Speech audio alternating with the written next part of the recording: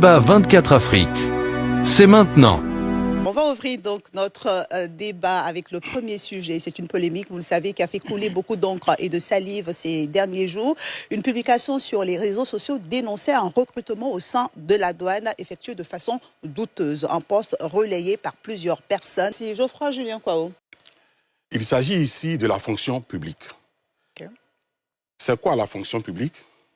C'est le service public. Le service public de l'éducation, le service public de la santé, des impôts, de la police, des douanes, etc. Et le service public est animé par un personnel appelé généralement fonctionnaire. Comment devient-on fonctionnaire? Comment entre-t-on à la fonction publique? Selon le statut de la fonction publique, le principe d'accès à la fonction publique, c'est le concours. Il existe deux types de concours. Les concours directs et de recrutement, réservés aux personnes non fonctionnaires, et les concours professionnels et internes, réservés aux fonctionnaires. Dans tous les cas de figure, l'ouverture du concours se fait par un acte réglementaire qu'on appelle l'arrêté ministériel. L'acte réglementaire appelé arrêté, pour entrer en vigueur, doit être publié. La publication ou la publicité de l'arrêté présente un double enjeu. Éthique d'abord et juridique ensuite. Sur le plan éthique, la publicité ou la publication permet la transparence. Autrement dit, permet d'informer le public de l'existence, de l'ouverture d'un concours. Sur le plan juridique, la publication rend applicable, opposable, exécutoire l'arrêté. Mais également pose le problème de sa validité. À défaut d'une publication, l'acte réglementaire, en l'espèce ici l'arrêté, peut être annulé par l'autorité compétente, en l'espèce le Conseil d'État. Dans l'espèce, il s'agit d'un concours interne, mais qui concerne des personnes non fonctionnaires, qui sont des agents publics, mais qui ont un contrat privé avec la personne publique qu'est l'État.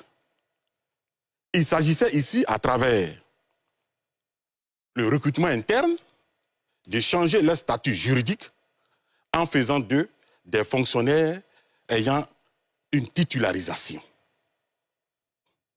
Dans tous les cas de figure, que ce soit un concours interne, un concours professionnel ordinaire ou un concours direct, il est toujours précédé par un arrêté et l'arrêté doit être publié. Je pense que ici, la question que pose M. Jean-François Kouassi, c'est la non-publication de l'arrêté. C'est pas le problème qu'il pose. Le ministère de la fonction publique a répondu par la négative, c'est-à-dire pour le ministère, l'arrêté d'ouverture du concours a été porté à la connaissance du public. Ce qui est important ici, il faut savoir que la fonction publique, c'est la chose de tout le monde. Le ministère de la fonction publique en a la gestion, mais n'en est pas titulaire. Le titulaire, c'est le peuple. Il faut donc informer chaque fois qu'il y a des concours les populations. Et j'avoue que c'est le cas très souvent. Le concours de l'ENA, le concours de l'INFEJ, même les concours professionnels, la fonction publique fait un effort de publication. Cependant, ici, le grand public n'a pas été informé. Au motif que c'est un concours interne qui concerne une catégorie de personnes. Mais l'objectif du concours, c'est l'équité et l'égalité. Informer le grand public pour que tout le monde sache qu'un concours est ouvert et que les personnes concernées s'apprêtent à y participer. Sauf que le ministère de la fonction publique, à travers son directeur général notamment, répond que l'information a été portée, qu'un communiqué a été publié, mais qu'il est peut-être passé inaperçu. Il y a donc lieu de renforcer la communication au niveau du ministère de la fonction publique. Parce que, à l'observation ici, il y a eu une faute de service, c'est-à-dire un dysfonctionnement du service qui n'a pas permis au grand public d'avoir l'information selon laquelle un concours serait ouvert. Je pense que l'acte citoyen posé par Jean-François Kouakou est une invitation au pouvoir public d'améliorer leur communication pour éclairer davantage les populations. Parce que, vous savez, nous sommes dans un état où il y a une crise de l'emploi. La politique de l'entrepreneuriat est un relatif succès. Donc, tout le monde se tourne vers la fonction publique. Quand vous ouvrez un concours, par exemple, du CAFOP, de l'INFAS, vous avez des centaines de milliers de candidats pour 2 000, 3 000 ou 4 000 places au plus. D'accord. Et donc, la question de l'emploi est fondamentale. Il faut désormais communiquer davantage sur ces problématiques des concours et de l'emploi public en Côte d'Ivoire. Ah, vous avez bien compris. On aura le temps de revenir sur le cas de Jean-François Kouassi. Landry Cuot, je poursuis mon tour de table ou de fauteuil avant de revenir à André Sylvain-Konon qui a demandé la parole. Evelyne, un État, dans son mécanisme de fonctionnement, se dote d'une administration en charge d'exécuter des prestations que requièrent les sollicitations des populations. C'est ce que l'on appelle le service public. Un État crédible et qui inspire confiance à ces populations va s'assurer que cette fonction publique-là puisse avoir en son sein les enfants de ce pays, parce que ce sont les nationaux qui sont invités à pouvoir y travailler. Et le processus de recrutement de ces personnes-là nécessite d'être fait avec transparence, avec justice et avec équité. De la question de la transparence, il en ressort la nécessité de faire savoir que l'État a besoin d'un certain type de personnes répondant à un certain profil pour pouvoir occuper ou pourvoir certains emplois. À cet égard, les dispositions pertinentes de la Constitution sont ainsi assurées dans leur exécution de l'accès juste et égal des citoyens à la fonction publique. Aussi, il y a une exigence réglementaire que toutes les fois où, préalablement, la fonction publique, par ses services compétents, s'assure de prendre les besoins spécifiques des ministères ou des différentes administrations, de pouvoir formaliser cela et le faire savoir au public pour dire, au titre des emplois à pourvoir et qui sont déjà budgétisés, nous vous proposons, parmi ceux qui sont éligibles, de venir compétir. Et à cet égard, il y a donc cette exigence réglementaire d'assurer la publication de cette information-là. Que vous soyez éligible ou pas, que ce concours vous soit destiné ou pas, qu'il soit destiné au grand public au titre des concours de recrutement nouveaux, concours directs, ou le concours de recrutement, ça c'est pour le grand public, ou des concours exceptionnels spécifiques qui sont réservés à une catégorie de personnes. Bon nombre d'entre les nôtres estime... D'abord, on pensait que ce concours était ouvert à tous. La première des précisions qui leur a été donnée était non. Sauf que cela ne règle pas l'autre question, qui est celle de savoir, quand bien même ce ne serait pas ouvert à tout le monde, est-ce que tout le monde avait eu l'opportunité d'avoir connaissance?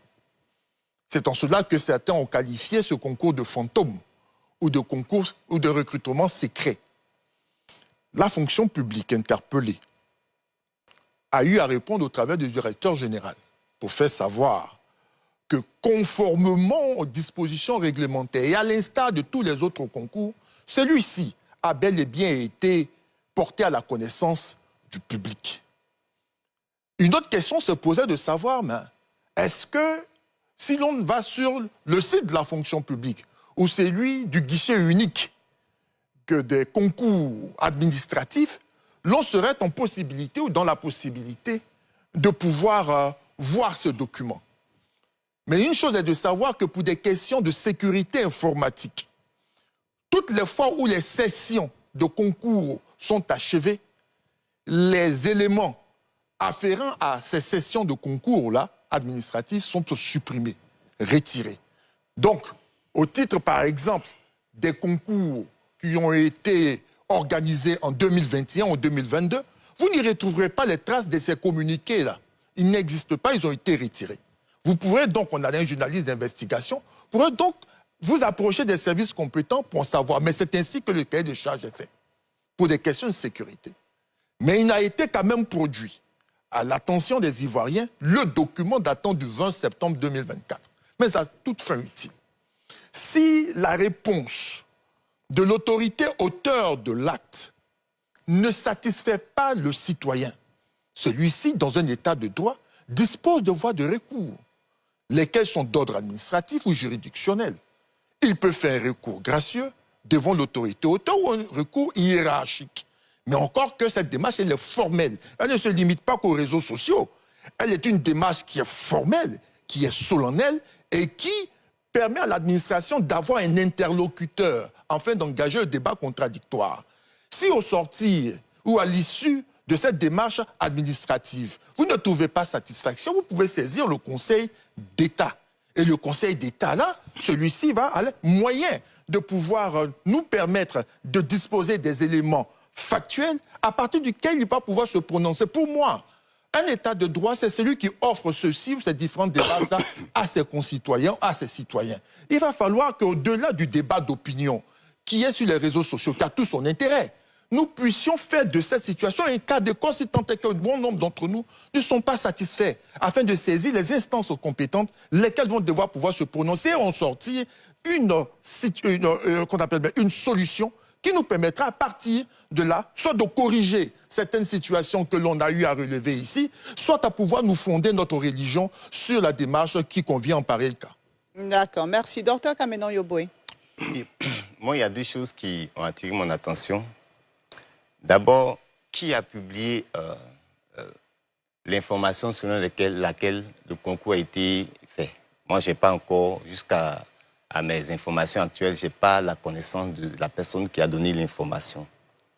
Et je constate que le ministère a réagi en apportant des éclaircies. Ça signifie que, du point de vue légal, dans le discours que j'ai entendu, la stratégie a été respectée.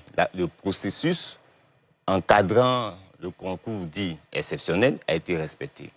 Mais moi, ce qui me fait réfléchir, c'est le contexte dans lequel ce concours apparaît.